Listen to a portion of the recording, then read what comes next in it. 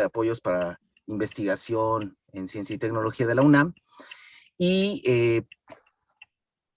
aquí le pongo entendido. Y bueno, como se da en ese marco, se planea un curso muy interesante. A nuestro juicio van a ser entre 10 y 11 expositores, donde vamos a tratar temas desde la ciencia básica a la ciencia clínica, lo más actual. ¿Cómo se llama? De que eso es improcedente. A ver, yo creo que nuestros anfitriones pueden silenciar a todos excepto a mí, no vayan a silenciar. Y bueno, tenemos el honor de contar con la inauguración con el doctor Alejandro Pérez, Navas Pérez, perdón. Él es el jefe de enseñanza de nuestro hospital. Entonces, Alejandro, si quieres, te doy la palabra, por favor. Claro que sí, muy buenos días a todos. Es para el Hospital Instituto de Oftalmología Conde Valenciana, para mí en lo personal, un grato honor dar la inauguración a este curso del programa de apoyos a proyectos de investigación e innovación tecnológica. Como saben, empieza hoy, 1 de septiembre, hasta el 17 de noviembre de este año, para un total de 22 horas académicas. Los profesores todos son de muy alta calidad y expertos en el tema. Y retinopatía diabética sigue siendo tremenda. De hecho, es de nuestras principales causas de ceguera, desafortunadamente, en el país. Nos afecta a todos, como cada paciente que pierde visión o que se incapacita en sus actividades diarias, nos repercute como país. Una gran iniciativa, muchas felicidades, y qué bueno que tanta audiencia, es un gran logro. Y obviamente, al final, a quien cumpla con la asistencia y los requisitos del curso, pues les daremos las constancias al finalizar. Pues no les quito más para que sigan con sus actividades, y bienvenidos todos al curso. Gracias, Alejandro. Muchas gracias y felicidades. Éxito en el curso. Nos toca ahora, voy a presentar al doctor Armando Pérez Torres. Armando Pérez Torres es médico cirujano, maestro y doctor en ciencias por la Facultad de Medicina.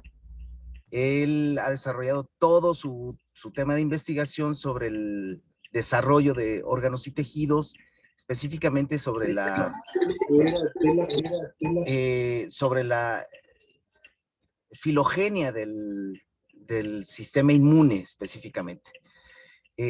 Aparte de ser un gran amigo, es una persona altamente reconocida en el ámbito de la evolución de los órganos y tejidos y la inmunología comparada, y es miembro del Sistema Nacional de Investigadores con nivel 2 y es profesor titular C del Departamento de Morfología, de Biología Celular y Tisular de la Facultad de Medicina.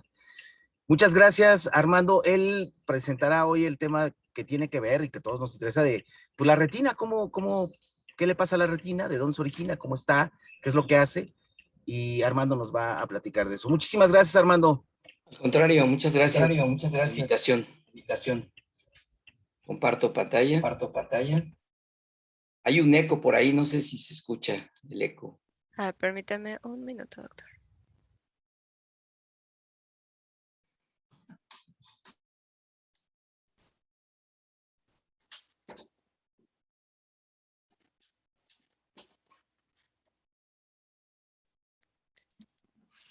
¿Me escuchan? Sí. Sí se escucha. ¿Se escucha? Bien. Entonces doy inicio. Bueno, nuevamente quiero agradecer a los organizadores de este curso de actualidades en retinopatía diabética, particularmente pues a los directamente al doctor Jonathan Garfias, al doctor Oscar Vivanco, a la doctora Sonia López y a la médica en servicio social que le ofrezco disculpa, pero no recuerdo su nombre en este momento, pero quienes han estado en comunicación conmigo para tener claro cómo se desarrollan las pláticas, ¿no? Bueno, hay títulos del tema, el original es Anatomía del ojo, enfoque en retina, y luego pasó a otro tema por ahí, pero vamos a hablar del ojo, como el sitio, el órgano en el que no solamente la diabetes afecta a la retina, sino prácticamente, como ocurre de manera sistémica, pues a todo el órgano en diferentes grados, ¿no? A la córnea, al cristalino, a la lente, y probablemente a todo el sistema vascular y nervioso involucrado en la conformación del ojo como un órgano. El tema es largo, yo voy a procurar, por supuesto, agotarlo, y si no, pues me rindo y me comprometo a en otra plática quizá terminarlo, porque sí es bastante extenso, pero bueno, vamos a tratar de completarlo, ¿no?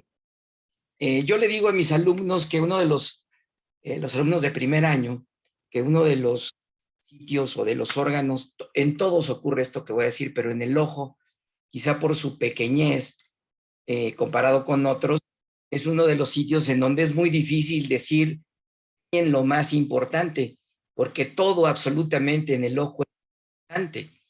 El tópico central del curso es la retinopatía diabética, pero justamente una de las varias funciones aparentemente obvias es justamente tener un tamaño y una serie de estructuras que garanticen la formación de imágenes en la retina. Y obviamente esta retina, formada por neuronas o tejido nervioso, quizá en unas variaciones muy interesantes, producto de la diferenciación especial que ocurre aquí, es la encargada de enviar la información, la transducción de la información visual de los fotones en una información eléctrica, en un potencial de acción que llegará a diferentes estructuras de más adentro del sistema nervioso central. Y digo más adentro porque pues el ojo se considera una extensión del sistema nervioso central. Como sé que hay una amplia gama de un rango grande de participantes aquí, desde pregrado hasta subespecialidad probablemente, bueno, vamos a hacer un balance en cuanto a la complejidad de la exposición, ¿no? Bueno, el ojo es sin duda uno de los órganos maravillosos que hay en nuestro organismo. Se encuentra, por supuesto, en diferentes órdenes de animales. El grupo de los vertebrados existe, hay una gran diversidad y una diversidad muy compleja también, prácticamente especie específica de este órgano, que sirve esencialmente para la comunicación del organismo que lo contiene, que lo tiene con el medio externo. Es no solamente un formador de imágenes, sino un creador o un sitio donde se crea una gran cantidad de información que tiene que ver incluso con la sobrevivencia de las especies, ¿no? Entonces es un elemento que la evolución ha creado de una manera muy, muy sofisticada y fina, ¿no? Bueno, ustedes sabrán, el ojo mide más o menos unos, déjenme agarrar un punterito por aquí, mide más o menos unos 2.5 centímetros desde su polo anterior hasta su polo posterior. Y la línea que une esto se le llama eje anatómico. Cae en la parte profunda del ojo, en la parte posterior, entre la zona que conocemos como el disco óptico o la papila óptica, sitio que no es fotosensible, está formado por fibras nerviosas y por vasos sanguíneos. Y curiosamente, la otra, lo que se considera la zona más delicada y fina para crear detalles o imágenes en detalle, para la visión fina y en particular la fobia central, ¿no? Otra línea interesante, el eje visual que se traza más o menos de la parte central de la pupila, este espacio que se encuentra en la parte central del iris, hacia la fobia central, pues tenemos ahí el eje visual. Estos son elementos que le son importantes en la exploración del ojo y para la evaluación funcional del mismo, ¿no?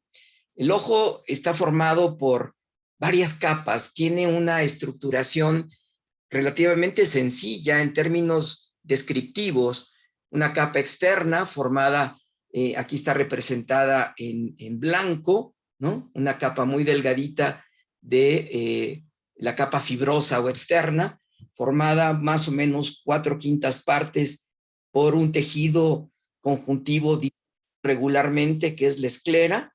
Esto es muy importante que esté dispuesto irregularmente porque va a conferirle forma al ojo y va a resistir de mejor manera las presiones intraoculares o los incrementos de presión por otras razones, ¿no? Le da inserción a los músculos extraoculares, que son 6, importantes para la movilidad del ojo y para dirigirlo hacia los sitios de atención. Y en la parte anterior, esta misma capa fibrosa tiene una formación impresionante. Se hace transparente y constituye uno de los medios refringentes del ojo más importante, para algunos el más importante, que es la córnea. Hacia adentro tenemos otra estructura, la túnica vascular, la túnica vascular o úvea, que tendría en la parte o revistiendo casi la mayor parte la esclera, la coroides que luego se continúa como el cuerpo ciliar con su porción plana, porción plegada, formada o caracterizada por la presencia de los procesos ciliares. Y la parte más anterior de esta capa vascular, el iris, ¿no? Con su función de diafragma, en donde tendríamos estructuras justamente contráctiles, cercano al borde de este diafragma, en donde está perforado o hace este espacio que llamamos pupila. Tenemos al esfínter de la pupila y más longitudinalmente y una distribución radial de un origen epitelial, tenemos al músculo dilatador de la pupila. Bien, en la parte más interna tenemos a la porción nerviosa, a la túnica nerviosa o retina.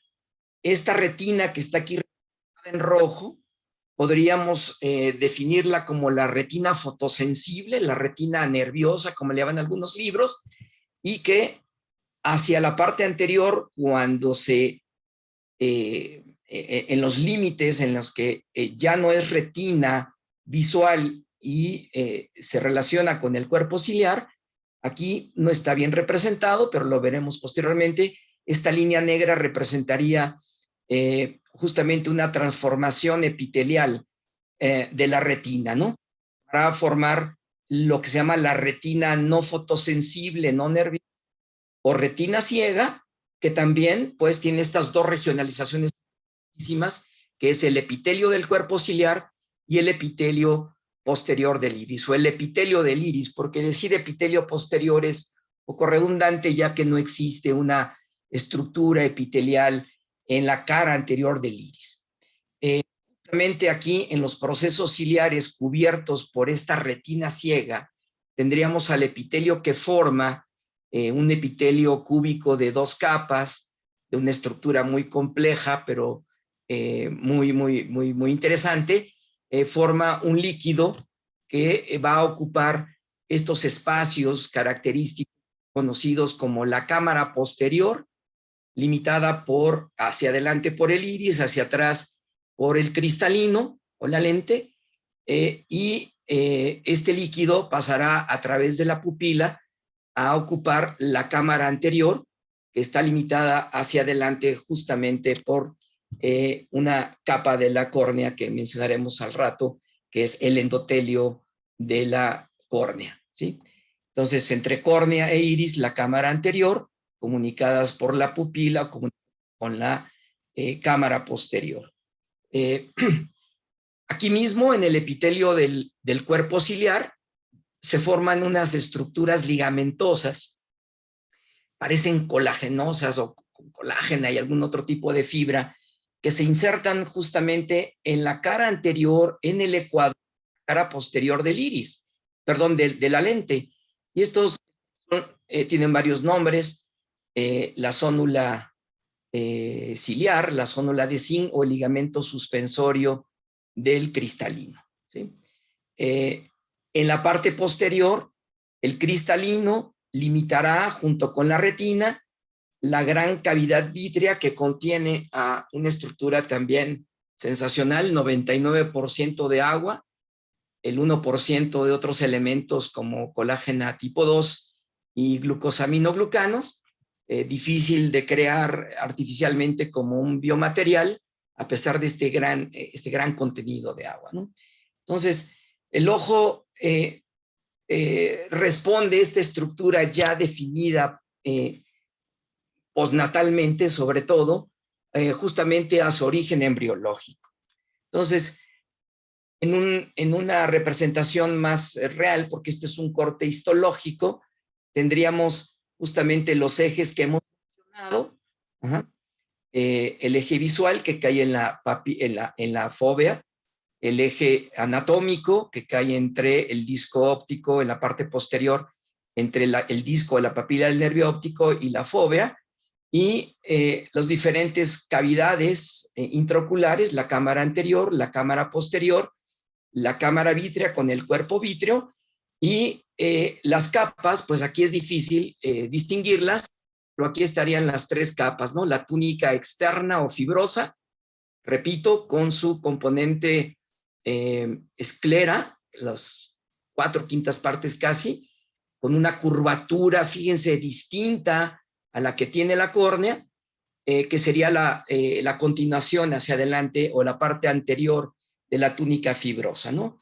Y luego, más oscuro, la coroides, justamente por su gran cantidad de melanocitos y ser un elemento muy vascularizado del ojo, la coroides, el cuerpo ciliar y el iris, ¿no? Todos estos tres elementos formando la túnica vascular y por dentro la túnica nerviosa con su parte visual recubriendo gran parte de la coroides o la coroides propiamente, y en el límite anterior de donde termina la retina fotosensible o retina nerviosa, hay un borde festonado que aquí he dibujado yo en estas líneas aserradas o serratas, que se conoce justamente como el borde cerrado, serrato o aserrado, o en latín la hora.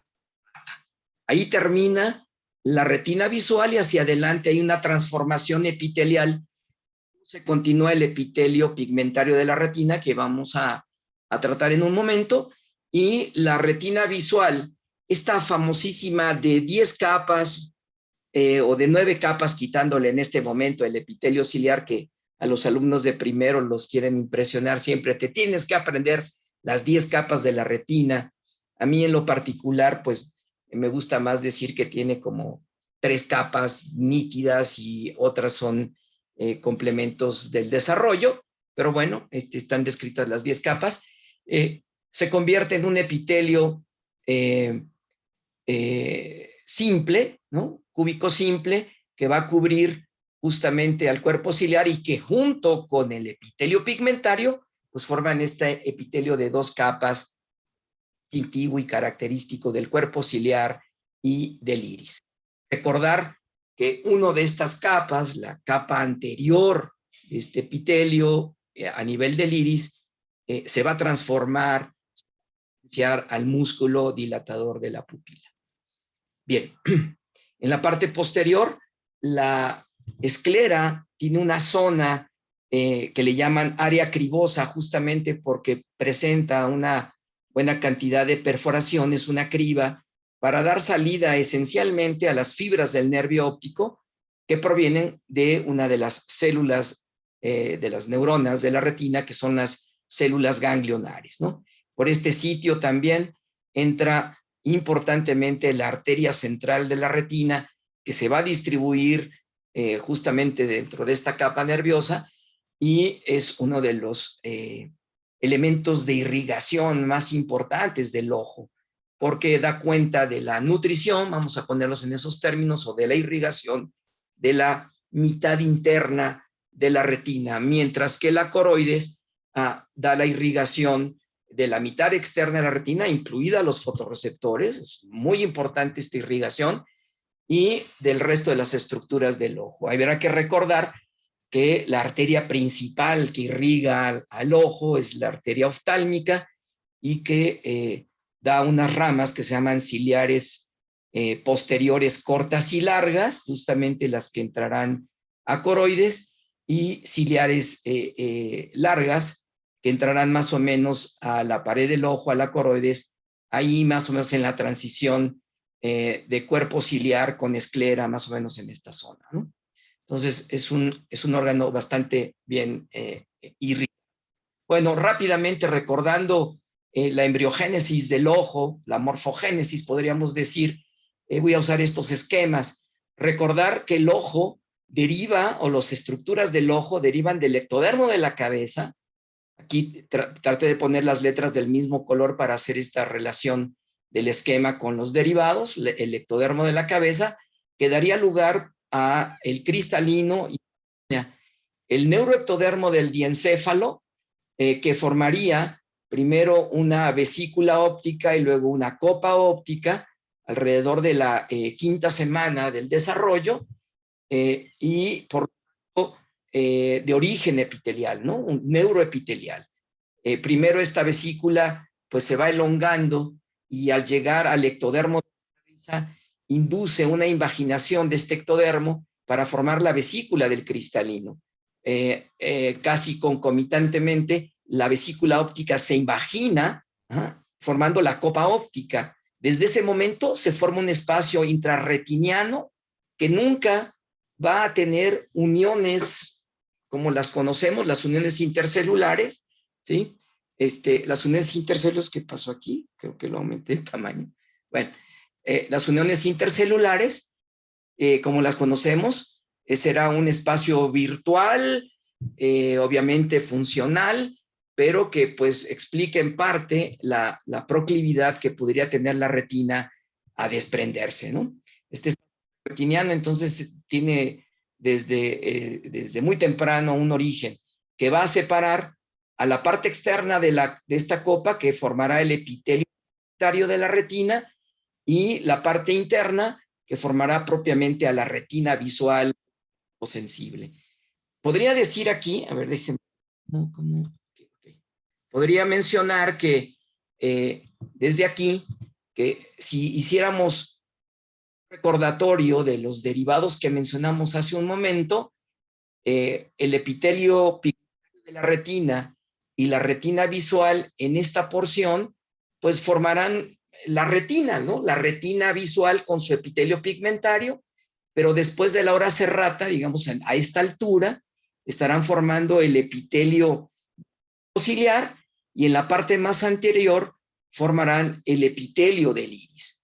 La parte pigmentaria ahora, a nivel del iris, formará el músculo dilatador de la pupila, y la parte profunda de en esta porción, la parte interna inicial de la copa, formará la capa posterior muy pigmentada del iris, ¿no? Entonces son, digamos, regiones muy cercanas con diferentes procesos de diferenciación. He puesto aquí en rojo las membranas basales o las láminas basales, ¿no? Recordar que pues, el sistema nervioso se forma del neuroectodermo por una invaginación que luego se convierte en tubo, la basal original. Aquí, al haber esta invaginación que es la vesícula y luego la copa óptica, la membrana basal queda por fuera, pero a nivel de la transición de la capa externa de la copa con la cara interna, pues entonces la membrana continúa su relación con las células que le dan origen y se queda por dentro. Esto es importante recordarlo porque vamos a tener aquí una de las famosas 10 capas de la retina, conocida como la membrana limitante interna. Por otro lado, he puesto en azul la membrana basal del ectodermo de la cabeza, que una vez que se invagina para formar la vesícula del cristalino, la vesícula está formada por epitelio inicialmente, se va a transformar luego y queda por fuera del epitelio de esta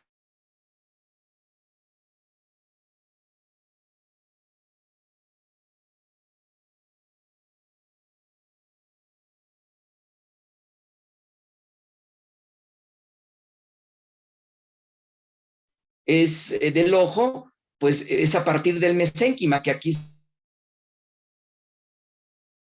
invadir, digamos, o va a ocupar importantemente algunas células endoteliales que se están formando por este tiempo, de entre la quinta, sexta, séptima y a partir de ahí semanas. Hay una invasión a esta zona entre el cristalino y el epitelio, que va a ser el epitelio de la córnea, para sintetizar aquí una matriz extracelular rica en ácido hialurónico. Es muy probable que estas células endoteliales iniciales que empiezan a formar esta matriz, el primordio del estroma corneal, sean las responsables de la diferenciación hacia o los primeros, o después va seguida de otra migración de células que formarán la capa más interna de la córnea, que es el epitelio de la córnea, el endotelio corneal. De ahí el nombre telio, ¿no? Porque las células originales que van a formar el estroma son células endoteliales que se presentan en el mesénquima que rodea a estas estructuras de origen neuroepitelial y de origen ectodérmico. Adicionalmente, el mesénquima migra y se mete en este espacio, el previo, lo que ya podemos decir casi como la cámara vítrea. Justamente se va a empezar a formar aquí un espacio ocupado por una matriz extracelular que recuerda ya desde ese momento al... hay un evento de angiogénesis importante para formar los vasos hialoideos, que casi al mismo tiempo en que la vesícula se convierte en copa óptica, hay un pliegue basal inferior que se conoce como fisura óptica, por donde pasan los vasos hialoideos. Eventualmente, por esta fisura, también ya en un proceso posterior de diferenciación, pues saldrán las fibras del nervio óptico. Nótese cómo en la parte inferior el dibujante nos pone que la capa profunda de la vesícula del cristalino, la que está cercana a la que ya podríamos ir llamando como la cámara vítrea, esas células epiteliales se elongan, se hacen muy largas y eventualmente tocan el epitelio anterior. Y al ser elongadas, se les llama las fibras del nervio óptico. Las fibras del cristalino, de la lente, que van a constituir el núcleo del cristalino, son de las células más viejas que todos los que estamos ahorita en esta plática tenemos, junto con los de la notocorda, y van a perder muchos organelos, se van a hacer transparentes y forman el núcleo del cristalino. De manera que la parte profunda de la vesícula óptica pierde su naturaleza epitelial debido a esta transformación de las células epiteliales en fibras del cristalino. La vesícula óptica finalmente, como tal, queda ocluida, obliterada por esta elongación y posteriormente solo vamos a tener epitelio en la cara anterior, en la superficie anterior del cristalino, ¿sí? Bueno, aquí es lo mismo, representado un poco más tridimensionalmente, pero es lo mismo. Importante recordar que el ojo entonces tiene origen ectodérmico común, digamos, la córnea y el cristalino, neuroectodérmico, propiamente la retina tanto visual como no visual, y desde el punto de vista del mesénquima, pues parte de la córnea es mesenquimatosa en su origen, la cavidad vítrea con su cuerpo vítreo, y por fuera de la retina visual, pues la túnica vascular y la túnica fibrosa a nivel de la esclera, ¿no? Bueno, aquí tenemos una misma representación en la etapa en donde se están haciendo las fibras primarias del cristalino para cerrar esta vesícula y quedar solamente el epitelio anterior. Vean en café el mesénquima como justamente el epitelio de la córnea inicial está sobre este mesénquima, y aquí va a haber la diferenciación estromal o del estroma corneal, y eventualmente del endotelio corneal, del epitelio plano en la cara posterior de la córnea. En un corte histológico tenemos aquí lo mismo, aquí el cristalino en este corte que pasa por el centro de él ya está obliterado, ya no existe una vesícula, sino propiamente un cristalino. Es difícil de apreciar, pero aquí se ven algunos núcleos que corresponden justamente al epitelio del cristalino, ¿no? No están todavía diferenciadas la cámara anterior y la cámara posterior, pero ya hay una cámara vítrea aquí entre la retina visual y el cristalino, ¿no? Nótese este espacio, el espacio que mencionábamos acá, el espacio interretiniano, que va a separar a la retina del epitelio pigmentario de la retina, ¿sí? Bien. Bueno, aquí está en esquema la sucesión en la alternancia de afuera hacia adentro de las capas del ojo, ¿no? La túnica fibrosa, constituida por la esclera y la córnea, el sitio de unión, aquí una encrucijada ahí lógica, anatómica, funcional, de interés para el médico en general, oftalmólogo en particular, la unión esclerocorneal o limbo, ¿no? Que también no está presentada, pero la conjuntiva también forma parte de esta zona. El concepto tradicional pues es el sitio de transición entre esclera y córnea. La esclera es una estructura delgadita, miren, 0.4 a 1 milímetros de grosor.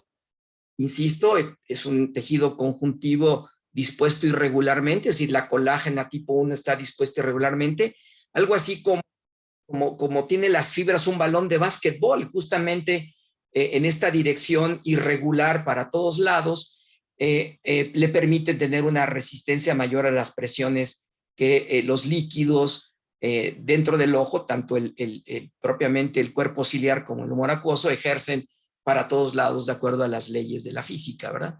Y la córnea un poquito más gruesa que la esclera, con una curvatura distinta. En la parte posterior, pues aquí representándonos con un solo hoyo la lámina cribosa de la esclera, por donde, como mencionaba, saldrán las fibras del nervio óptico, los axones de las células ganglionares y la entrada de la arteria central de la retina, rama de la oftálmica, de la arteria oftálmica, ¿no? En amarillo tenemos a la uvea, la túnica media o uvea, tracto uveal le llaman algunos, hay varios nombres para esto, por supuesto, formada por la coroides, luego el cuerpo ciliar y en la parte más anterior el iris. Y finalmente, aquí en blanquito, la retina o la túnica nerviosa o túnica interna en sus 3 regiones, podríamos decir. La retina visual, que termina en la hora serrata, y luego su continuación como una estructura epitelial de un epitelio cúbico de 2 capas, que es el epitelio del cuerpo ciliar, productor del humor acuoso y de las fibras zonulares, las fibras que sostienen al cristalino, y en el iris, en el epitelio del iris, ¿no? Una capa anterior mioepitelial y una cara posterior muy pigmentada, ¿sí? Fíjense aquí, aunque es un esquema muy sencillo, esta continua nos dice que aquí hay pigmento, pigmento, pigmento, pigmento, pigmento, y aquí se pierde el pigmento, es decir, la porción plana, se llama plana en comparación con este plegamiento, que es la porción plegada o pars plicata, en donde están los procesos ciliares, 70 aproximadamente en el hombre. Aquí cambia el sitio, el epitelio que está pigmentado. Dicho de otra manera, el epitelio pigmentado de la retina sigue pigmentado hasta que se transforma en la capa anterior o externa del epitelio del cuerpo ciliar y anterior del iris, ¿no? De hecho, forma en un mioepitelio. Bueno, esto parece muy denso, pero aquí estaría el resumen de lo que hemos dicho, las 3 túnicas, las partes de cada una de ellas, iris, cuerpo ciliar, la retina sensorial y visual, es lo que hemos mencionado, y agregaría finalmente por acá, pues las estructuras anexas del ojo, que también son importantes, ¿no? La conjuntiva con, o los párpados, quiero decir, los párpados con una cubierta epitelial, una transición epidérmica a la parte interna o conjuntival de los párpados o de la conjuntiva palpebral, y en esta transición, en el borde, pues la presencia de las pestañas con diferentes tipos de glándulas, particularmente interesantes, pues las glándulas de meibomio, glándulas sebáceas no asociadas al pelo, ¿no? Y otra estructura que forma parte del globo ocular como tal es las glándulas lagrimales, una de cada lado hacia la parte superolateral del globo ocular en relación con la órbita, con la parte del techo y lateral de la órbita. Son túbulas cinares cerosas con células mioepiteliales y una buena cantidad de tejido linfoide asociada a estas glándulas. Bien, decíamos que entre la córnea y la esclera se encuentra el limbo, y uno de los elementos a recordar del limbo esclerocorneal es justamente el canal de Schlemm o senoso escleral, que es una de las estructuras fundamentales para el drenaje del humor acuoso, para tener un balance entre producción y drenaje del humor acuoso. El canal de Schlemm senoso escleral va a drenar finalmente a las venas epiesclerales. Sin embargo, no es el único sistema de drenaje. Quizá dé cuenta de un 85% del drenaje del humor acuoso. El resto sigue otras vías, incluido el propio iris puede drenar algo de humor acuoso a sus vasos tortuosos, que justamente permiten el paso de líquido tisular de fuera hacia adentro, pero no hay un paso de plasma del interior hacia el iris. Y por otro lado, otros elementos como los espacios que desembocan hacia los vasos linfáticos del ojo. Aquí están las cámaras, cámara posterior y cámara anterior, cámara vítrea, y he puesto entre la cámara posterior y la cámara vítrea a la lente o cristalina con su cápsula derivada de aquella membrana basal embrionaria y el epitelio anterior, ya que el epitelio posterior se convierte en las fibras primarias del cristalino o el núcleo del cristalino. El estroma de esto está formada pues por fibras que se van empalmando a lo largo de la vida en la parte, digamos, de transición del epitelio anterior con la cara posterior, ahí a nivel del ecuador de esta convexa, donde se unen pues la convexidad anterior con la convexidad posterior. Ahí hay un proceso de diferenciación de las células epiteliales planas o a veces cúbicas, se ven planas en células que van perdiendo sus organelos, se van llenando de un tipo de proteínas, las cristalinas, una familia grande de proteínas que le dan la transferencia al cristalino. Las fibras nucleares centrales son las derivadas de aquel epitelio posterior, y las fibras corticales son estas que se van empalmando después de que se cierra la cavidad de la vesícula del cristalino, ¿no? Un poco más de detalles en cada una de estas. Bueno, hemos dicho de la esclera, que da inserción a los 6 músculos extraoculares. Está formada de tejido conjuntivo dispuesto irregularmente y está separada laxamente y unida, o está unida laxamente con la coroides. La coroides reviste por dentro, valga la redundancia, reviste a la esclera a través de la lámina supracoroidea. Esto le da cierta movilidad a la coroides en la parte interna de la esclera y podría ser muy importante en uno de los mecanismos más fascinantes que tiene el ojo, que es la adaptación a la visión cercana en un proceso que se llama acomodación, que mencionaremos, espero llegar hasta ahí, por supuesto. Hemos dicho que se continúa con la córnea a nivel del limbo esclerocorneal, donde encontramos ahí al canal de Schlemm, pero también en ese sitio importante para la inserción de los músculos intraoculares, tenemos el espolón esclerocorneal, es la transición entre esclera y córnea, justamente por la diferente curvatura que tienen, y este espolón inserción a muchas de las fibras del músculo que forma el mayor volumen del cuerpo ciliar, que es el músculo ciliar o músculo del cuerpo ciliar, mejor dicho, que es el músculo de la acomodación.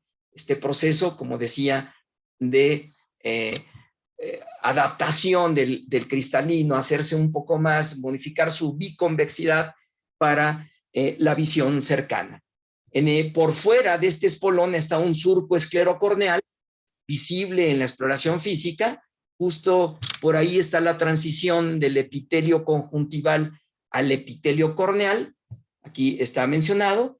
Y hacia la parte posterior, en el eje anatómico, un poquito por dentro del eje anatómico, justo donde está el agujero, el punto ciego fisiológico del ojo, la papila óptica o el disco óptico, ahí tenemos a la lámina cribosa para el paso de las fibras del primer par craneal, ¿verdad? La córnea es más o menos del grosor, 0.81, tiene un radio de curvatura menor que el de la esclera, es transparente, por varias razones, no tiene vasos sanguíneos, no tiene vasos linfáticos, mantiene un cierto grado de deshidratación con respecto a otras matrices extracelulares. Me estoy refiriendo a una de sus partes, que es el estroma, que ahorita veremos, pero eso sí está muy, muy inervada. El epitelio que la cubre por delante, la superficie anterior, es muy inervado, es un epitelio de unas 6, 7 capas, medio plano, estratificado, y la parte superficial o las células superficiales tienen una serie de microvellosidades que retienen la película de lágrimas, ¿no? Que es un líquido ceroso, proteico y mucoso, incluso sebáceo, tiene algo de sebo, y se mantiene ahí sobre la superficie entre el ojo para mantener húmeda la córnea. Húmeda, pero también con mecanismos, la córnea, particularmente los relacionados con el endotelio corneal, es un epitelio transportador de líquidos y de iones, no solamente impide que el humor acuoso hidrate o empape al corneal, sino que él mantiene un flujo de líquido tisular hacia el humor acuoso. Bueno, la córnea, como sabrán muchos de ustedes, por supuesto, es uno de los trasplantes más exitosos. Las razones para ello, en parte, si no tiene vasos sanguíneos, si no tiene vasos linfáticos, pues estos mecanismos de movilidad o de circulación de células inmunocompetentes está limitado. No hay una gran expresión de moléculas clase 2 normalmente en las estructuras corneales, y células presentadoras de antígenos pues prácticamente solo están en la periferia corneal. Por supuesto que se han identificado hacia la parte central del epitelio, pero la densidad es muy escasa. Entonces es un órgano. Fíjense, yo considero a la córnea un órgano porque ahí tenemos conjuntivo, tejido epitelial, tejido nervioso con los nervios que la inervan. Entonces, prácticamente es un órgano dentro de un órgano. Sería una de las estructuras más exitosas en cuanto a trasplantes, ¿no? Como les decía, para algunos, aquí nuestros amigos oftalmólogos saben más, si es el medio más importante del ojo que la lente. Otros dicen que es la lente. Bueno, aquí en el ojo, como decía en un principio, en el ojo todo es importante, ¿no? No hay nada de adorno, creo yo. Quizá con las pestañas cuando se las pintan y los párpados, pero nada más, ¿no? Bien, la córnea tiene estas 5 estructuras que la componen: el epitelio corneal, que es el más anterior, que está relacionado con el aire externo. Algunos dicen que hasta capta aire del medio externo, oxígeno, seguramente porque hay mecanismos ahí interesantes de dar cuenta de ese oxígeno para que no dañe oxidativamente a la córnea. La membrana de Baumann, a mí me gusta llamarle mejor la capa de Baumann, es una estructura, sería como la capa más anterior del estroma, pero que tiene diferente conformación que la del estroma o de la sustancia propia de la córnea, que es una capa formada a su vez por láminas de colágena en una distribución cuasi ortogonal con sus células particulares, que son los fibroblastos del estroma o queratocitos, ¿no? Y de posterior, una de las membranas basales más gruesas también, la membrana de Descemet, con una composición de colágena distinta entre las tres, o sea, es también muy interesante la predominancia de fibras de colágena entre la lámina de Baumann o la capa de Baumann, el estroma y la membrana de Descemet, pues habla de estos procesos de diferenciación desde etapas embrionarias perfectamente regulados y distintos. Y finalmente el endotelio corneal. Y aquí tenemos del lado izquierdo los nombres de estas estructuras. Ven aquí, este libro sí le llama la capa de Baumann, y se ve desde aquí que el aspecto es distinto, ¿no? Es un aspecto sin núcleos celulares, ¿sí? Comparado con el estroma corneal, que es la parte más gruesa de la córnea, ¿sí? Lo que estamos viendo aquí en más teñidos y largos son los núcleos de los queratocitos, y hacia la parte posterior tenemos el endotelio corneal, y apenas si se ve por aquí, ahorita lo veremos con más detalle, la membrana de Descemet. Bien, en un esquema un poquito más detallado, aquí tenemos el epitelio, 1, 2, 3, 4, 5, 6 capas, y vean cómo la microscopía electrónica demuestra que, espérame, demuestra, no salió bien este esquema, pero acá arriba están estos como micropliegues, unas muy pequeñas microvellosidades distintivas del índice anterior del epitelio de la córnea. O sea, no es lisito. De hecho, el dibujante aquí nos está poniendo justamente una irregularidad. Y esto es importante, pues, para que no resbalen las lágrimas, se mantengan un poco más de tiempo ahí y garanticen el no desecado del epitelio corneal. Noten la pérdida de las células de Schwann una vez que atraviesan por la capa de Baumann para entrar al epitelio, uno de los epitelios que más se repara con mayor facilidad, con gran resistencia al daño, pero que justamente está muy inervado como un mecanismo de alerta, ¿no? Ante la entrada de cuerpos extraños o algunos otros estímulos probablemente nocivos para el ojo. Y aquí está la representación esquemática de los fibroblastos o queratocitos con las capas de colágena en disposición ortogonal, que se puede ver en el corte inferior, ¿no? Una capa oscura, una banda oscura y una banda clara, de acuerdo al plano de corte en el que veamos al estroma corneal. Bien, como se puede leer aquí, el endotelio corneal es permeable al oxígeno aéreo y bueno, se puede usar este oxígeno en varias situaciones de oxidación, en particular en los mecanismos de reducción de glutatión, oxidación y reducción de glutatión, ¿no? Esta vía de glutatión es muy importante porque neutraliza el exceso justamente del oxígeno en la córnea. Bien. Bueno, un corte histológico medio feo. Déjenme decirles que no es raro que en un corte histológico la retina se desprenda. Esto a mí me gusta conservarlo así, pues, digo, hay técnicas justo para que no se desprenda la retina, pero lo uso yo de manera didáctica para recordar que la retina se desprende patológicamente y que desde el punto de vista embriológico nos recuerda este espacio intrarretiniano que se da entre el epitelio pigmentario de la retina y la retina propiamente dicha, ¿sí? Bien, he puesto aquí una raya que debería ser más, no solo recta, sin incluir al cristalino, o sea, que estuviera aquí curva y luego recta, para decir que se ha dividido el ojo en el segmento anterior y en el segmento posterior. El segmento anterior con, obviamente, diferente, pero también diferente morbilidad, ¿no? El segmento anterior está formado por la córnea, el cristalino o la lente, el iris y las cámaras correspondientes, la cámara anterior y la cámara posterior. Ya veremos en un momento que justamente otro sitio relacionado con el limbo esclerocorneal o con este sitio, esta encrucijada, podríamos decir, morfológica y funcional, más o menos a esa altura también la córnea y el iris forman el ángulo irido corneal. este ángulo iridocorneal, importantísimo, incluso en la clasificación de glaucoma de ángulo cerrado y ángulo abierto, justamente hace alusión a lo que está sucediendo en este ángulo iridocorneal.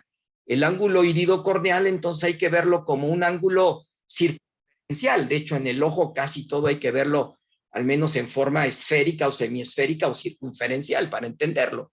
Entonces, a nivel de este ángulo se encuentra el trabéculo, la zona trabecular, la red trabecular, en donde justamente a través de estos espacios pasa el humor acuoso hacia el canal de Schlemm. Bueno, una imagen histológica de la córnea, epitelio corneal, la lámina de Descemet, el estroma corneal, la membrana de Baumann, el estroma corneal, la membrana de Descemet, vean qué homogénea se ve aquí, y el endotelio corneal plano simple, ¿no? El endotelio corneal, su integridad es fundamental para mantener la transparencia corneal, y creo que es uno de los criterios de evaluación de las córneas que van a ser trasplantadas, ¿no? La conservación integral en un gran porcentaje de la superficie a trasplantar de este endotelio. En la parte inferior estaría la cámara anterior con humor acuoso, y en la parte superior estaría el aire, ¿verdad? Y la capa de lágrimas ahí puesta.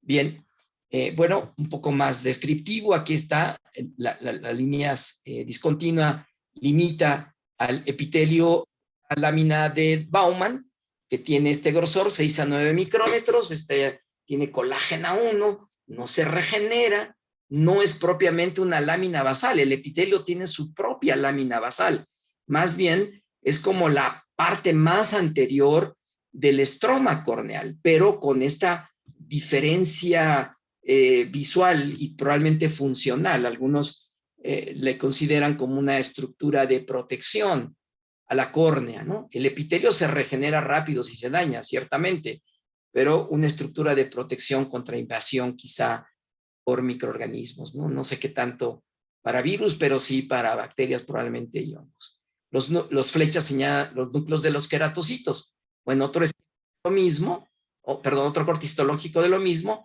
con las diferentes capas de la córnea, ¿sí? El estroma corneal, que aquí se ve muy bien cómo vean una mitosis aquí en el epitelio corneal, justamente para denotar que es uno de los epitelios que tiene una tasa mitótica. El estroma, pues, es el 90% del grosor de la córnea. Está formada por colágeno 1 y 5 en un arreglo ortogonal, casi en ángulo recto. Hay algunas medio oblicuas, pero casi en ángulo recto, una sobre la otra. Y déjenme contarles que este arreglo ortogonal, ¿no? Como si mis dedos fueran una capa, mis dedos de la mano izquierda y los de la derecha en el otro sentido, formando ángulos rectos, se ve también, por ejemplo, en la dermis de algunos anfibios. Esto lo sé, pues, porque, como decía el doctor Jonathan, pues yo me dedico a inmunología comparada de piel y mucosas, y cuando separamos epidermis de anfibios y luego la dermis, es una dermis casi transparente, y tienen un arreglo ortogonal similar a la de la córnea. No sé si en alguna ocasión alguien ha intentado usar justamente dermis de anfibios para hacer estos constructos de biomateriales para hacer córneas. No lo sé, ahí sí no lo sé. Como parte de la matriz extracelular tendremos dos glucosaminoglucanos sulfatados, el condroitin sulfato y el queratan sulfato, ¿no? Antes conocidos como mucopolisacáridos, pero bueno, pues hoy llamamos glucosaminoglucanos. Bueno, otra imagen de la córnea. No es raro en los cortes histológicos ver esta separación. De hecho, algunos consideran que justamente se debe a el estatus muy deshidratado del estroma corneal, ¿no? Bueno, este se ve más denso, pero creo que es de mono, ¿no? Pero seguimos identificando las capas de la córnea, un acercamiento de esto. Aquí se ve muy en rojo la lámina de Baumann y el estroma, vean cómo hay estas separaciones, ¿no? Quizá ver una córnea con no separación reporte histológico probablemente denote que hay una alteración corneal. Bien, la membrana de Descemet es una membrana de colágena 7 que entre ellas se arreglan de manera hexagonal. Se parece a estos techos que se hacen y justamente como con tubos en un arreglo geométrico para no tener columnas y cubrir grandes espacios. Así más o menos es la membrana de Descemet y tiene este grosor de 6 a 10 micras y esta sí es una lámina basal producida por el endotelio corneal. El endotelio corneal plano simple es un endotelio que ultraestructuralmente tiene las características de transportador de agua y de iones. Tiene pliegues vasolaterales y entre sus células hay uniones ocluyentes, de manera que no hay paso intercelular, sino transcelular de líquidos y de iones.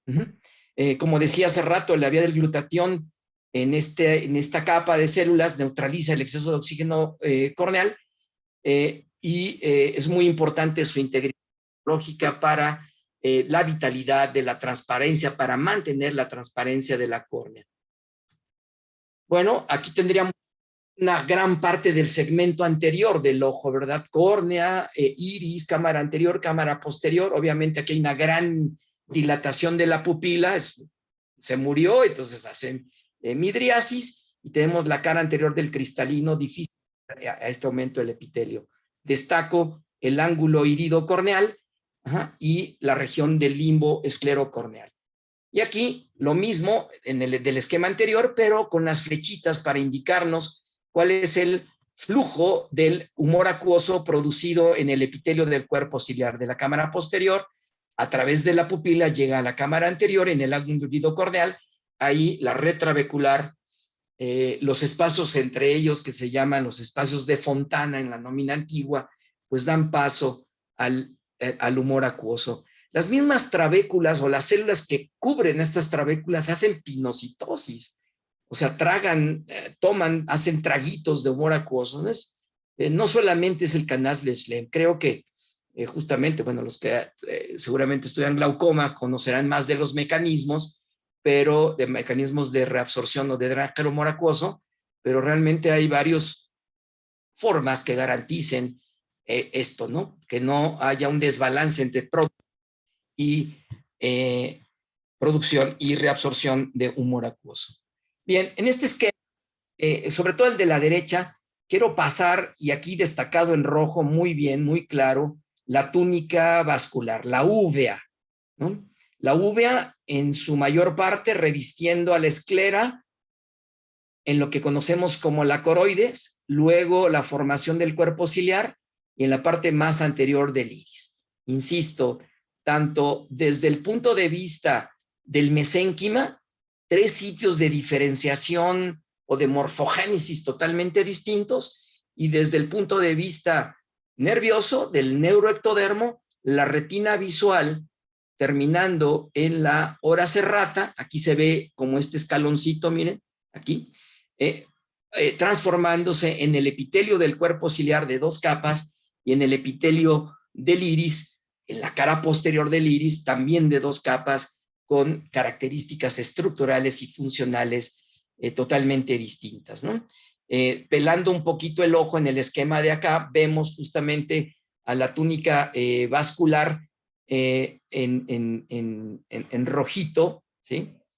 Y los vasos retinianos, ya llegaremos ahí, y el dibujo de la ora serrata y los procesos ciliares y el iris, ¿no? Bien.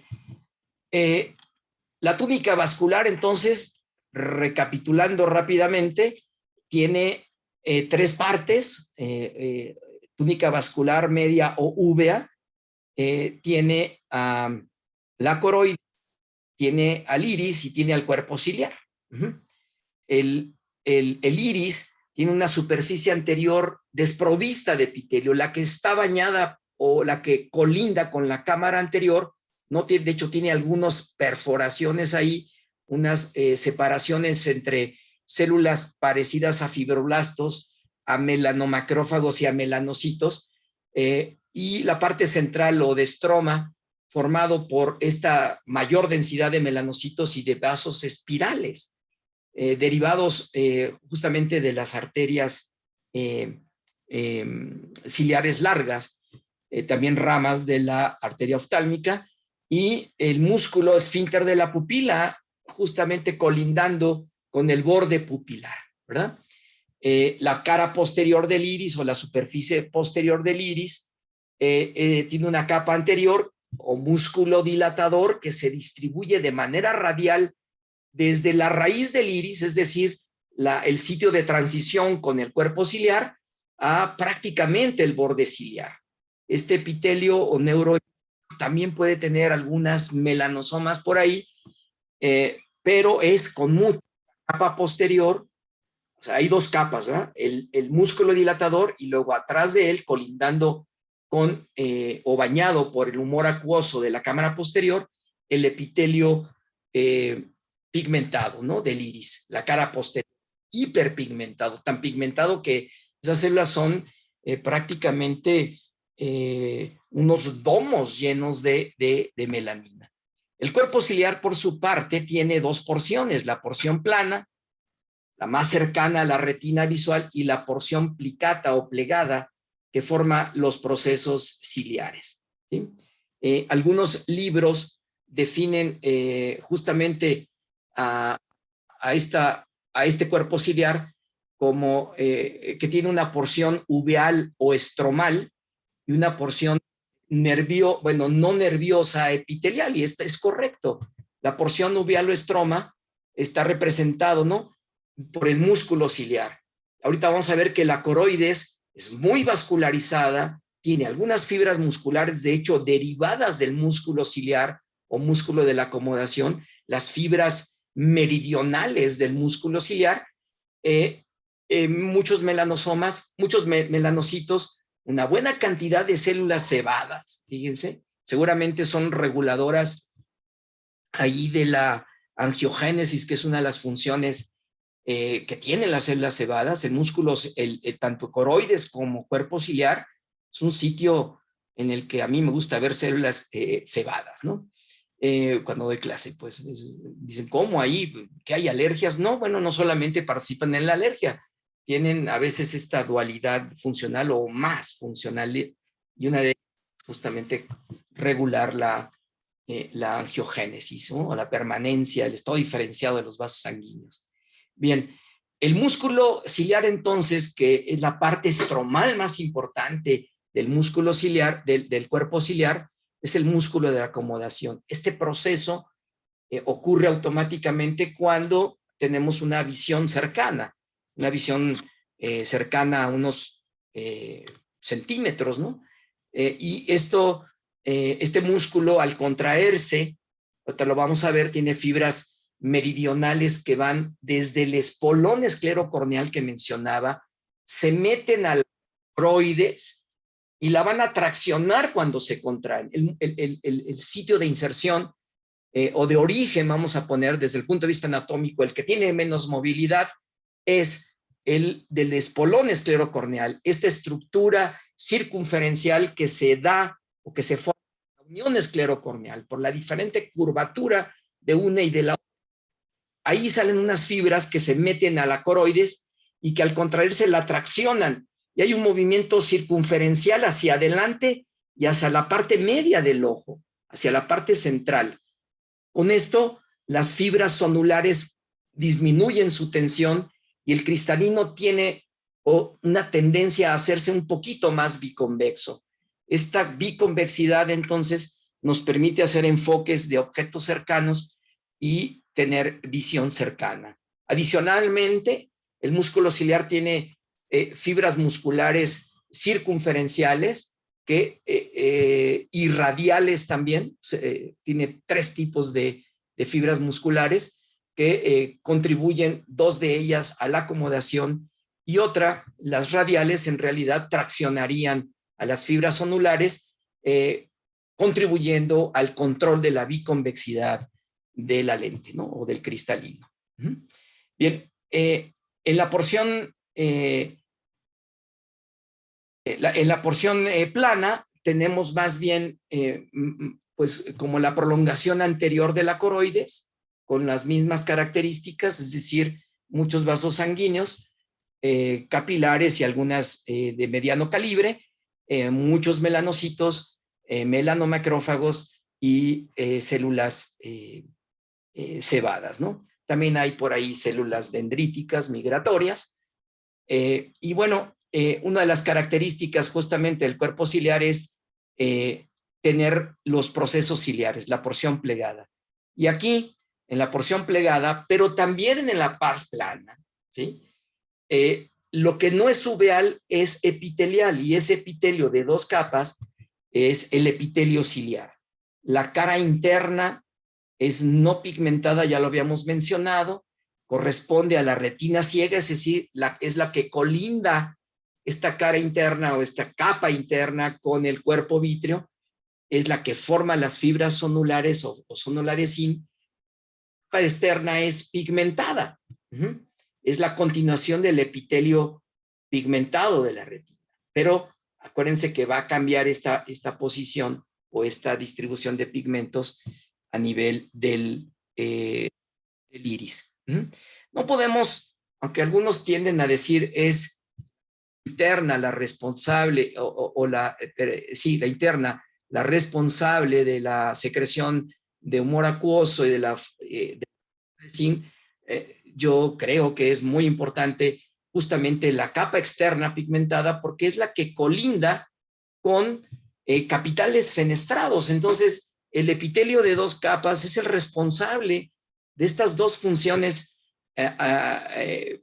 del epitelio del cuerpo ciliar: formar las fibras sonulares y sintetizar el humor acuoso a través de epitelios fenestrados. Más aún, como veremos, en algunos sitios o en muchos sitios, entre una capa y otra, hay un espacio justamente acuoso, producto de la actividad del epitelio o de la capa pigmentada, para que la otra luego haga una producción del líquido, ¿verdad? Del humor acuoso.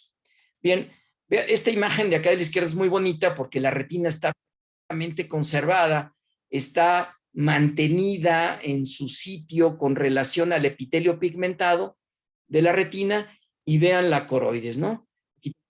Epicoroides, aquí esta unión laxa con la esclera, pero vean la gran pigmentación que tiene la coroides. Justamente por eso el término uvea, como de uva, ¿no? Un aspecto de las uvas que nos comemos, las moradas. Y bueno, interesante, importante recordar de esta capa vascular ¿no? Las capas, la capa más interna de la coroides es yo diría que es un sándwich de colágena cuyos panes son 2 membranas basales: la membrana basal del epitelio pigmentado, esa membrana basal que deriva desde la vesícula óptica, y la membrana basal de los capilares fenestrados que se encuentran muy cercanos al epitelio pigmentario, la coriocapilar o la capa coriocapilar de la coroides. El resto de la coroides es la capa de vasos de mediano calibre, ¿no? Y finalmente la epicoroides en su límite con la esclera. En este sitio, los oftalmólogos y los médicos en general saben justamente que uno de los problemas degenerativos que ocurren entre el epitelio pigmentario de la retina y la coroides es justamente la formación de esto que ya se le llaman Drüsen, que es una palabra alemana que quiere decir algo así como nódulos pedregosos o stony nodule en inglés, ¿no?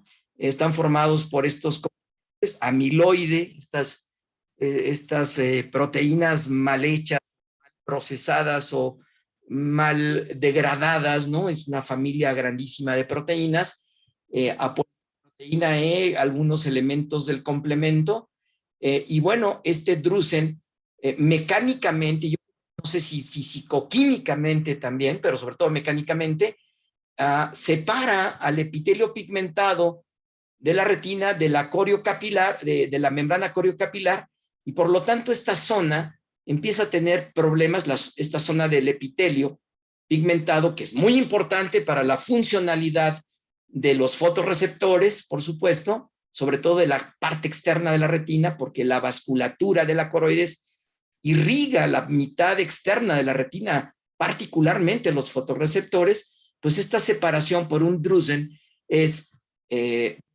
¿no? Para la función del epitelio y por ende para la función de los fotorreceptores, ¿no? Hay problemas de perfusión vascular, pero también problemas pues mecánicos, ¿no? Al estar esta separación presente. Y bueno, este drusen es una manifestación temprana de la degeneración macular relacionada con la edad. No sé, no recuerdo en este momento si en diabetes hay algo acelerado con respecto a este asunto.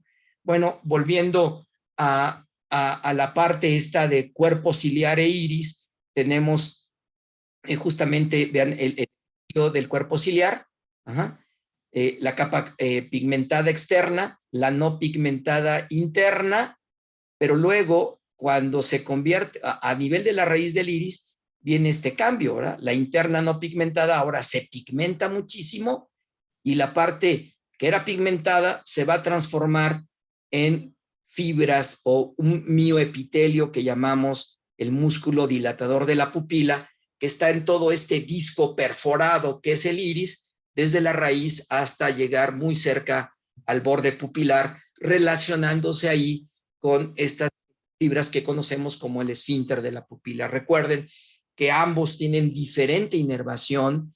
El dilatador de la pupila es una inervación simpática que viene desde el ganglio simpático cervical superior a través del plexo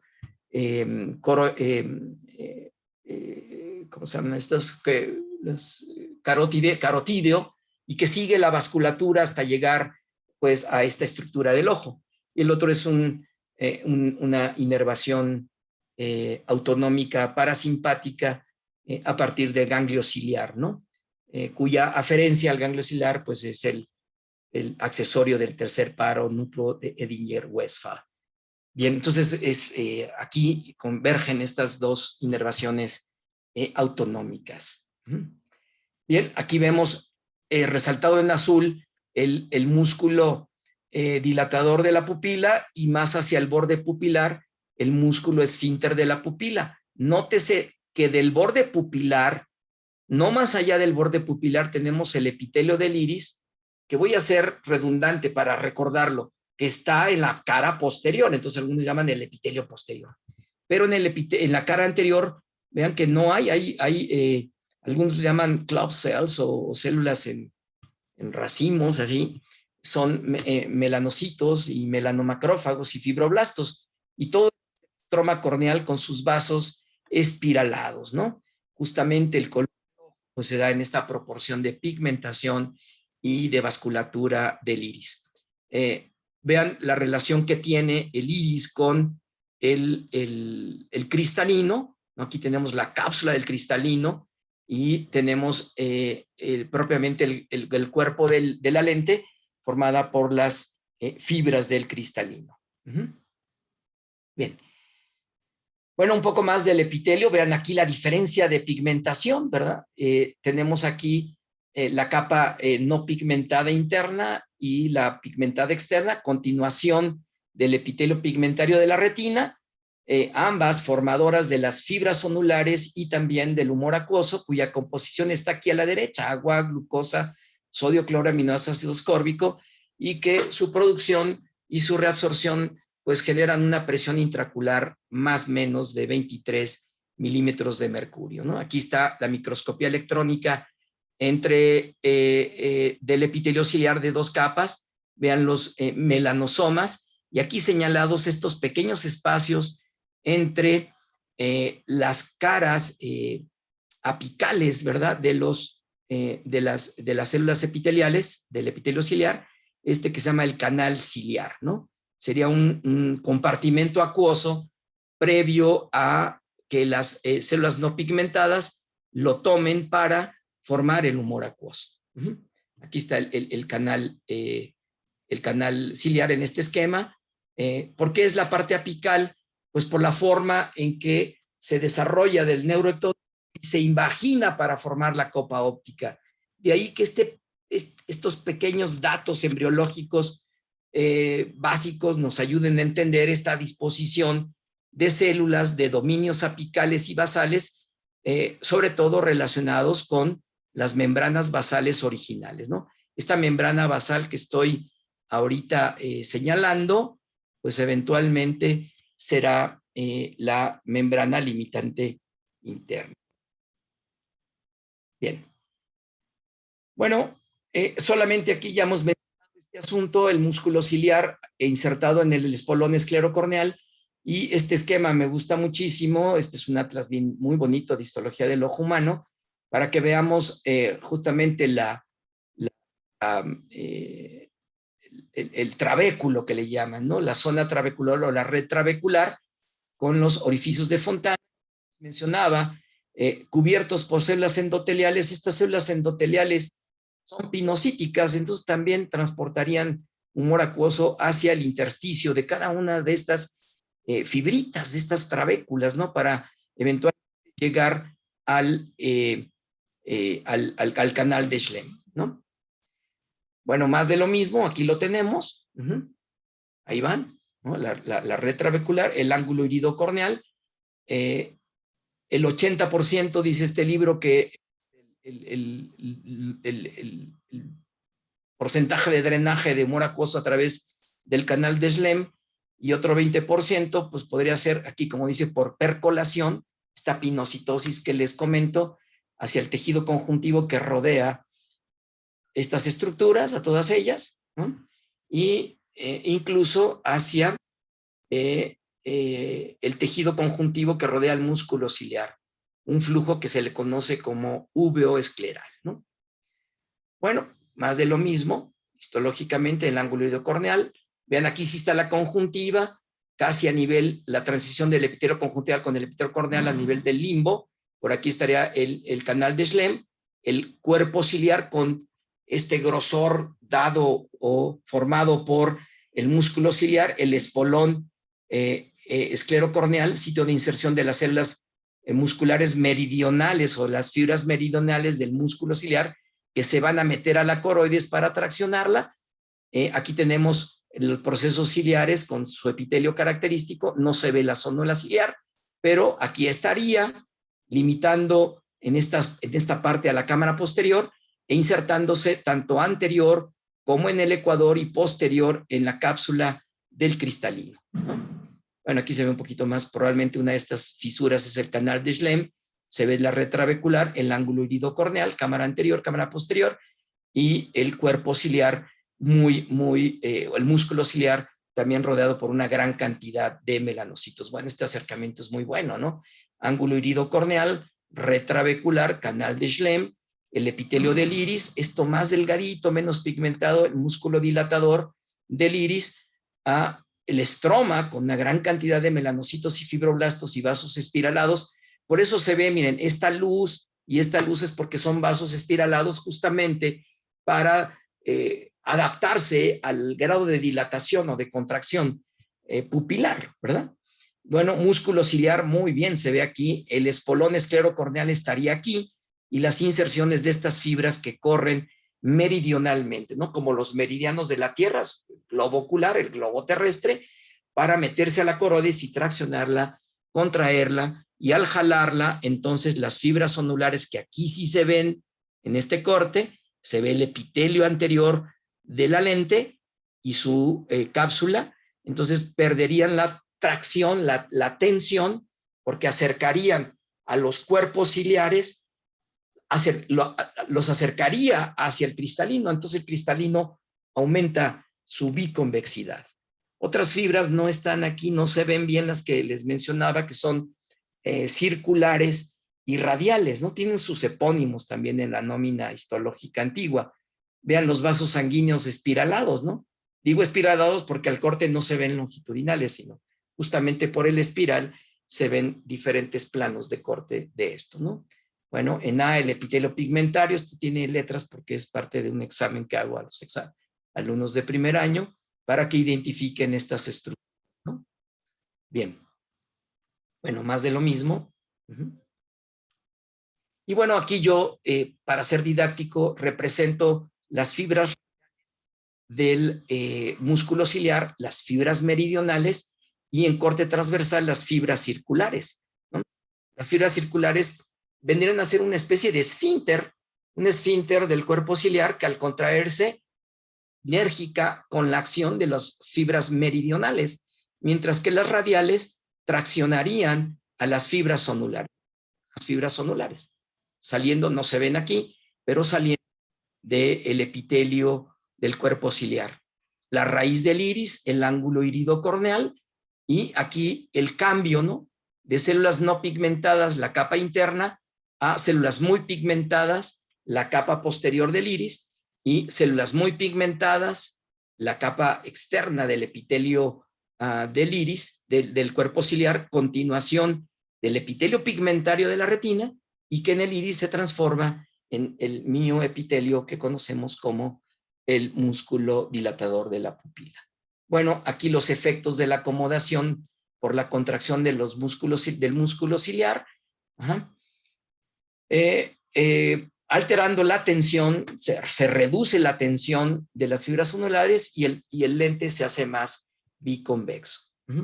En la visión lejana, pues hay un efecto al contrario, la lente tiende a hacerse menos biconvexa, nunca se hace plana, por supuesto, y entonces podemos ver objetos lejanos, ¿no? Bueno, esto es una micrografía electrónica de barrido, es ojo de cobayo, pero ni hablar, pero se ven aquí muy bien los procesos ciliares, acá el borde pupilar muy dilatado, entonces pues estaría yo tocando con el cursor, con el puntero láser, estaría con el epitelio del iris, ¿no?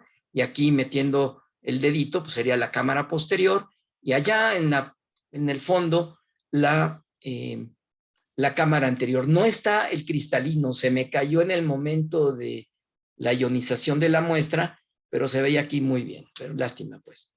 Bueno, más de lo mismo, pero muy, muy bonitos cortes realmente, ¿no? Este es de simio, de un mono, no sé qué mono sea, pero pues aquí ustedes pueden identificar todo lo que hemos mencionado. Vean, el epitelio, aunque tenuemente del cristalino, se ve como más o menos a la altura del ecuador, es decir, donde está la convexidad anterior y la convexidad posterior, pues van elongándose poco a poco estas fibras, tienen una tasa baja, nada comparable con la del epitelio corneal, pero pues aquí en este sitio es donde se da se mantiene la diferenciación de células epiteliales a fibras corticales del cristalino que se van empalmando sobre las anteriores, ¿no?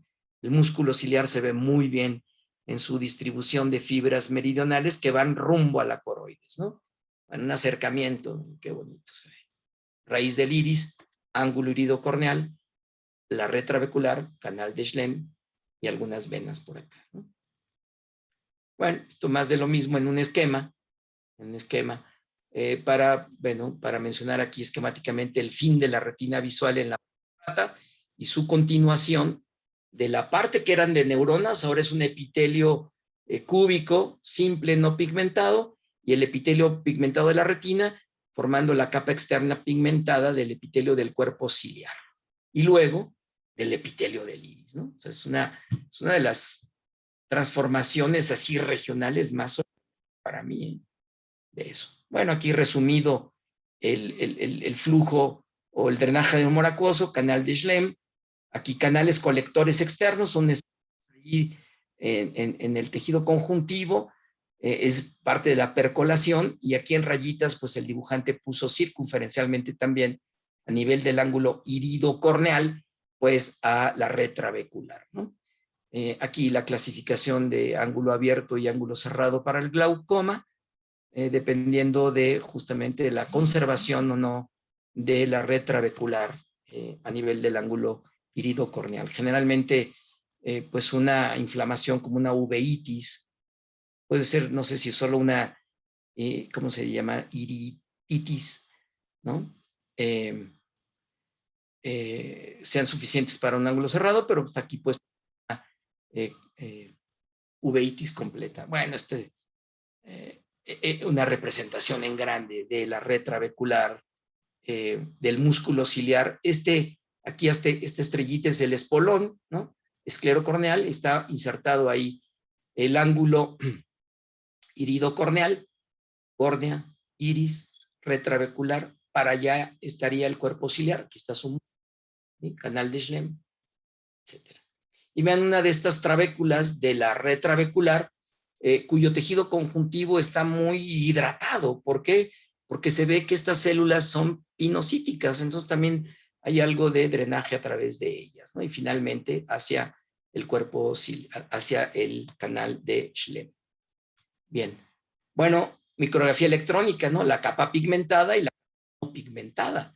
Evidentemente la no pigmentada tiene mayor cantidad de pliegues vasolaterales, quizá una mayor participación en cuanto a la composición del humor acuoso, pero sin duda estas también participan. Bueno, esto está muy feo, es un esquema.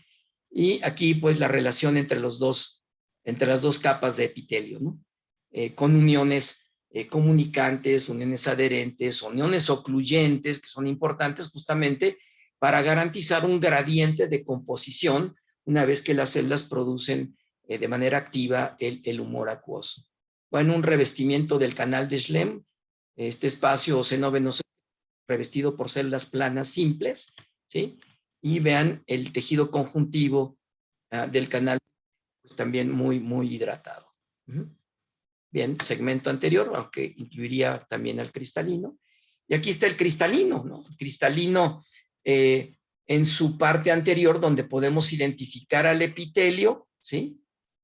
Y la capa más externa, la cápsula del cristalino, derivado de la formación, de la forma en que se genera a través del ectodermo, como una vesícula, una invaginación del ectodermo de la cabeza, ahí donde está la copa óptica induciendo estos cambios, y bueno, la formación ahora, o la transformación de la lámina basal del epitelio del ectodermo en eventualmente una cápsula del cristalino.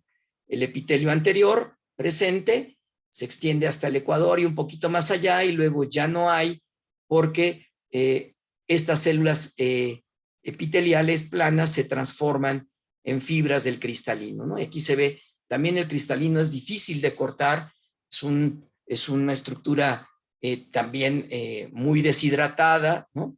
Vean aquí qué bonito se ve la gruesísima, el epitelio, una cápsula, todo esto, esta barrita, el grosor de esta cápsula de colágeno 4 y glucosaminoglucanos de diferentes tipos, no muchos, perdón.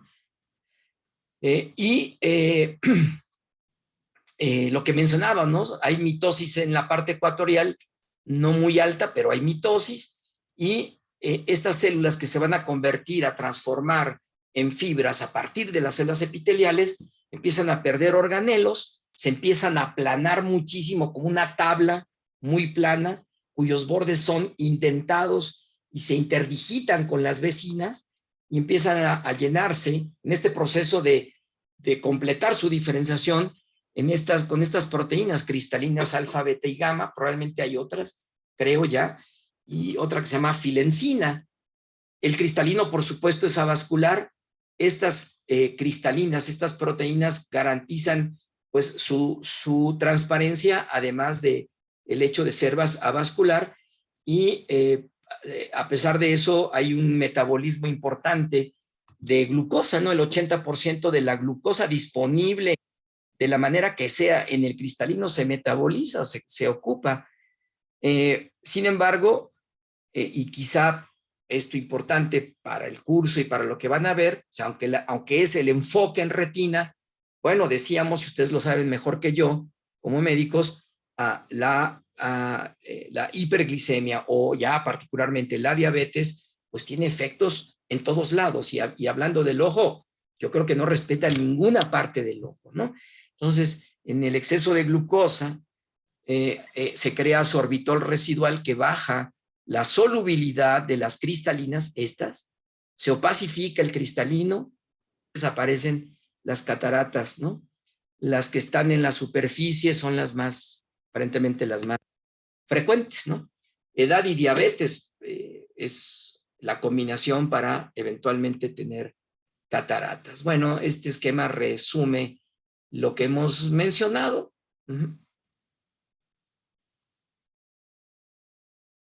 Un corte histológico del iris con su músculo esfínter, y aquí lo que se ve más cafecito, tenue, el músculo dilatador, y todas estas bolas, pues es la plétora de pigmento de melanosomas que tiene la capa posterior del epitelio del iris, ¿no? Colindante con la cámara posterior. Aquí se deja ver parte de un proceso ciliar, del otro lado el ángulo iridocorneal, trabéculo, probablemente canal de Schlemm, córnea por acá, y la cámara anterior, y por aquí en el borde, hasta ahí, el borde pupilar, hasta ahí llega el epitelio, no va más allá, tenemos la pupila, ¿no? Y la parte anterior del iris, pues desprovista de epitelio, ¿no? Un acercamiento al borde pupilar, aquí tenemos el esfínter, la parte pigmentada. Bueno, aquí vean, señalo pues los vasos cortados en diferentes plantas justamente por su estructura espiralada y una gran cantidad de fibroblastos y de melanocitos en el estroma. En un acercamiento de esto, del iris, vean acá, parece formar una capa, pero en realidad hay hasta orificios en donde se meten estas células pigmentadas, y entonces el humor acuoso tiene acceso, por supuesto, a la estructura estromal del iris, y muy probablemente también contribuye al drenaje del humor acuoso a través de los vasos de ahí, ¿no? Bien, pues pasemos a la retina con lo que nos queda. Sabía, porque es larguísimo, ¿no? Yo normalmente doy ojo en 3 sesiones, o sea, algo así como 7, 8 horas. Nos hemos ido muy rápidamente. Bien, bueno, no quiero dejar pasar esta imagen que es fundamental. De hecho, sabrán ustedes que hace un año, cuando mucho, aparece un libro de Cajal, La retina, con sus dibujos más espectaculares que hay, pero quiero decirle que junto con la vía olfatoria, pues la retina y la vía óptica son de los 2 sitios que le ayudaron a Cajal, a Santiago Ramón a Cajal, a proponer la polaridad dinámica y estructural de las neuronas, ¿no? Parece obvio, ¿no? Por cómo llegan los estímulos tanto al epitelio olfatorio como a la retina, pues haría que justamente Cajal señalara con flechitas, miren aquí las flechitas de Cajales, pues aquí llega el estímulo, aquí hay unas dendritas, acá también unas dendritas modificadas, que sería la porción fotorreceptora o el segmento externo de los conos y bastones, y luego la parte central o hacia adentro, la prolongación central, el segmento interno, ramificado a manera de axón modificado, haciendo sinapsis con las células bipolares, con las dendritas de las células bipolares. Este axón, el axón de estas haciendo sinapsis con las células ganglionares, cuyo soma emerge una fibra que en conjunto forma las fibras del nervio óptico, que saldrán de la retina pues por el disco óptico, formando el nervio óptico y haciendo sinapsis pues probablemente en el colículo superior, y luego ya finalmente hasta la corteza visual. Entonces retina tiene esa relevancia histórica, ¿verdad? Que en donde justamente por la morfología eso dedujo, o de manera deductiva Cajal plantea la polaridad dinámica de las neuronas. Es decir, hay un sitio de recepción, uno de integración y otro de emisión de la información, dendritas, somas y axones, ¿no? Y así se va todo esto. Ajá. Bien, esta es la representación de la retina. Tenemos aquí, por eso a mí me gusta decir primero que hay 3 capas, ¿no? 3 capas. Y esto es importante porque luego decimos, aquí hay neuronas. Yo a veces les digo a mis alumnos, ¿hay neuronas en la piel? No, no hay. ¿Y qué son los axones? Los axones son parte de una neurona, ni modo. Dentro de la retina también hay dentro de la córnea, pues las terminaciones libres que llegan ahí sin desmielinizadas, sin células de Schwann, pues es una prolongación de una neurona. Entonces, aquí hay 3 tipos de neuronas fundamentales. tres capas fundamentales de la retina visual. Estoy quitando el epitelio pigmentario que estaría acá arriba. Tenemos la capa de conos y bastones con su segmento externo fotorreceptor, la zona de los núcleos o la capa nuclear externa, que luego los histólogos le dieron ese nombre, y la prolongación central, el segmento interno, que sería un axón modificado en cierta medida o casi como un axón, que va a hacer sinapsis con las células bipolares. Las células bipolares cuyas dendritas hacen sinapsis con los axones y forman la capa plexiforme externa, ¿verdad? Y los núcleos de las células bipolares, particularmente estas, aunque también aquí hay otras células de origen nervioso, neuronas, que son las células horizontales, y las células amacrinas, descubiertas creo que por Cajal, que no tienen axón, formarían la capa nuclear interna, ¿verdad?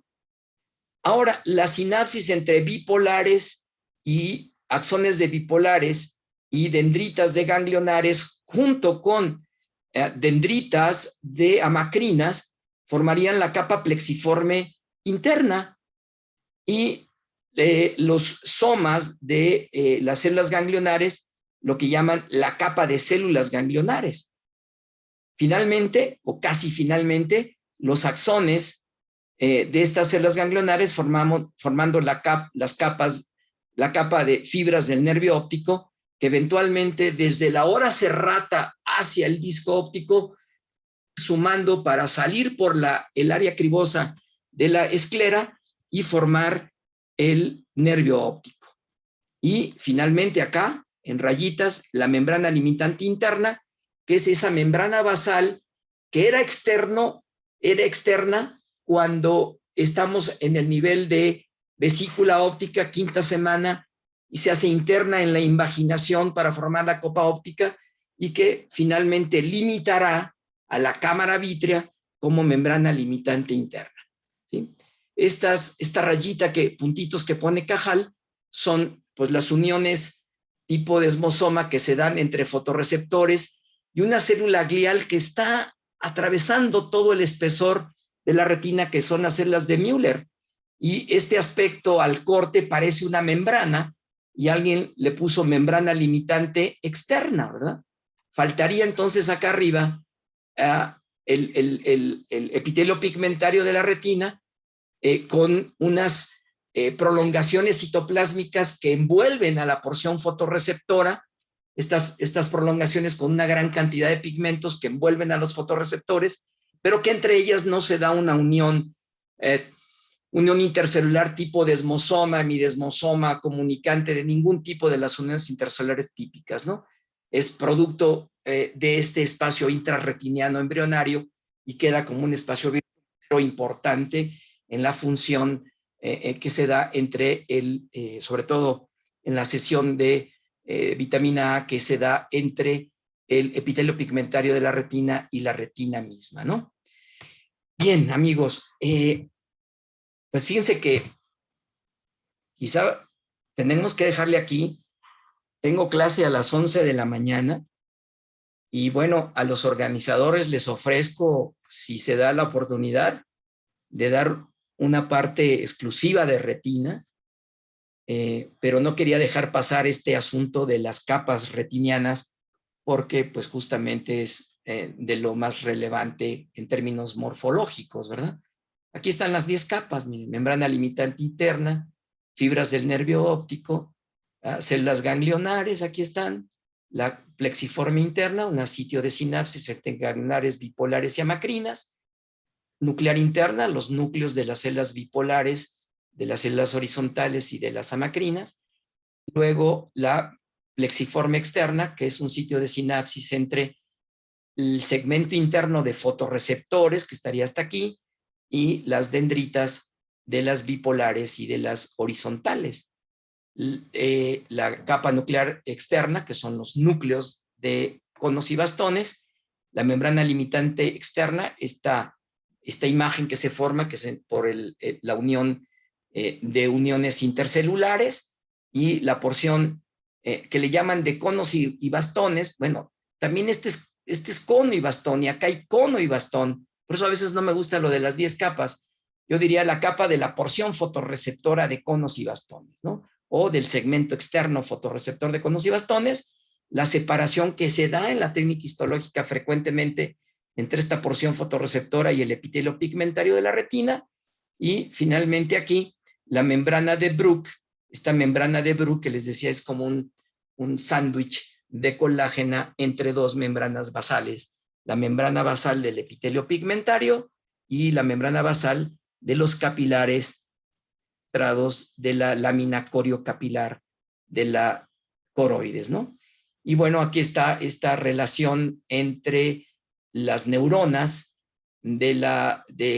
constitutivas, neuronas modificadas, como en el caso de conos y bastones, bipolares, amacrinas y horizontales. Vean, las horizontales haciendo sinapsis, una con varios conos y varios bastones. Se considera que esta dirección de fotorreceptora bipolar y ganglionar y salidas por el nervio óptico es una transmisión vertical de la información visual, y que las células horizontales harían una transmisión horizontal de la información que se genera a nivel de los fotorreceptores, ¿no?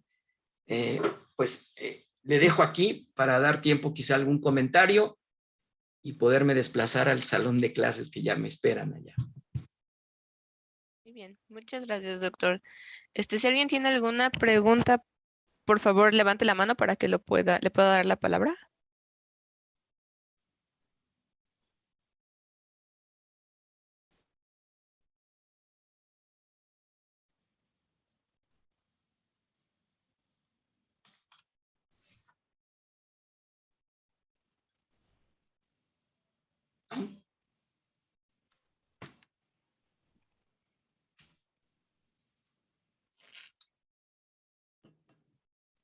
Sí, Magalí.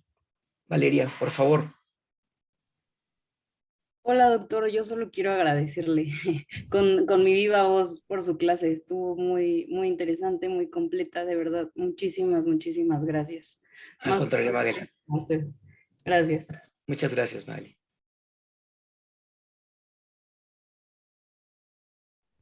¿Alguien más tiene algún comentario o alguna pregunta para el doctor?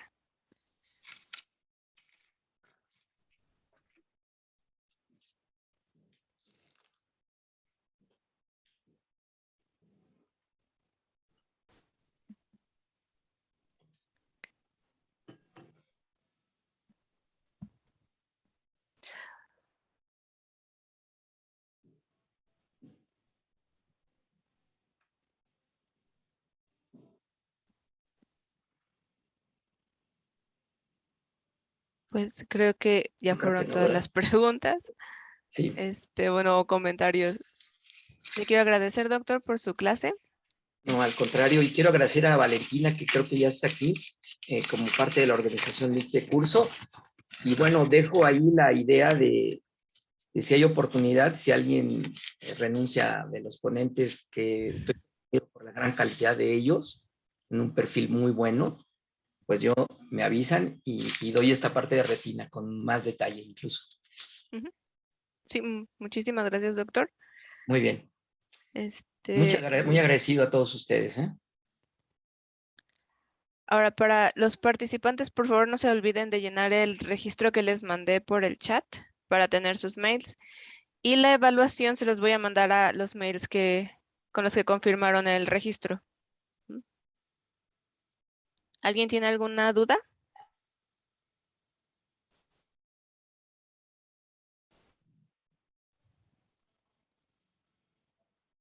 Buenos días. Una consulta. Las Buenos días. evaluaciones serán lo que menciona la doctora Sonia López, y las evaluaciones serán por cada clase. ¿Es Maisel Bianet? Sí, correcto. No escuché muy bien. ¿Podría repetirme? Era hacia la doctora Sonia para consultarle si las evaluaciones serán por clase. Sí, las evaluaciones son por clase. Ok, gracias.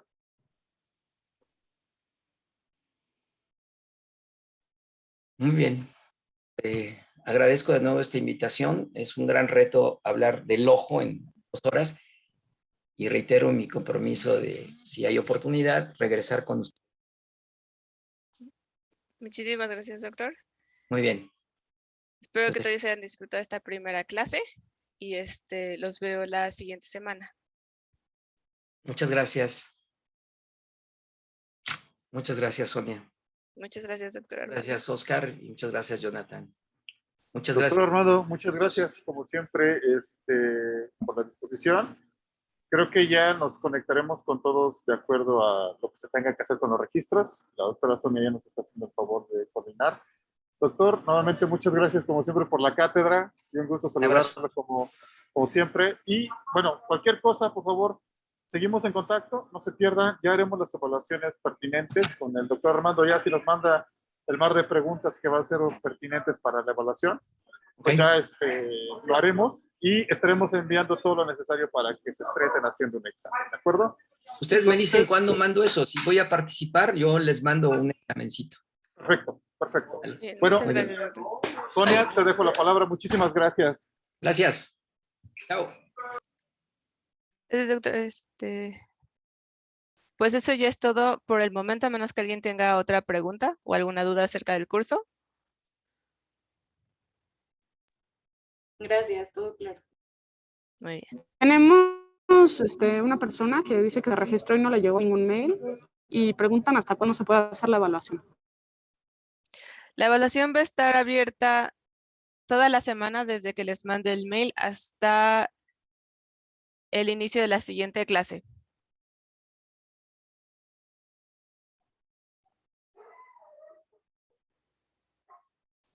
Carlos, ¿tienes una pregunta?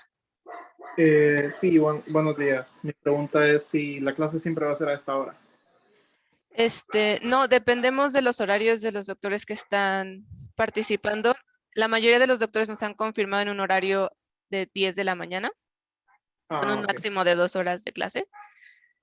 Pero estamos al pendiente de algunos doctores que no nos han podido confirmar un horario. ¿Y dentro de cuánto van a subir la clase a la página? Las clases a YouTube, todavía no tenemos una fecha porque tengo que enviar los videos al hospital para que los editen y posteriormente los suban. Ok, listo. Muchas gracias.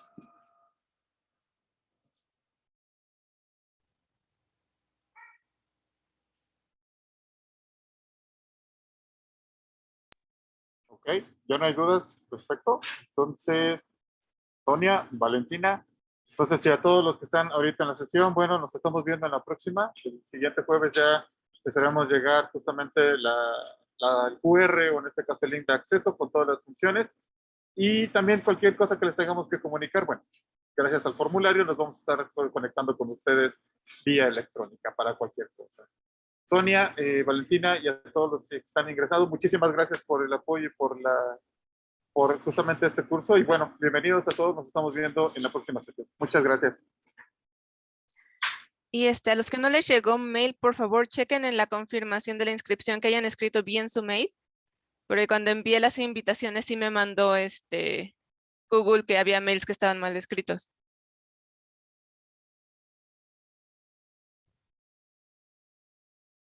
Y chequen su spam.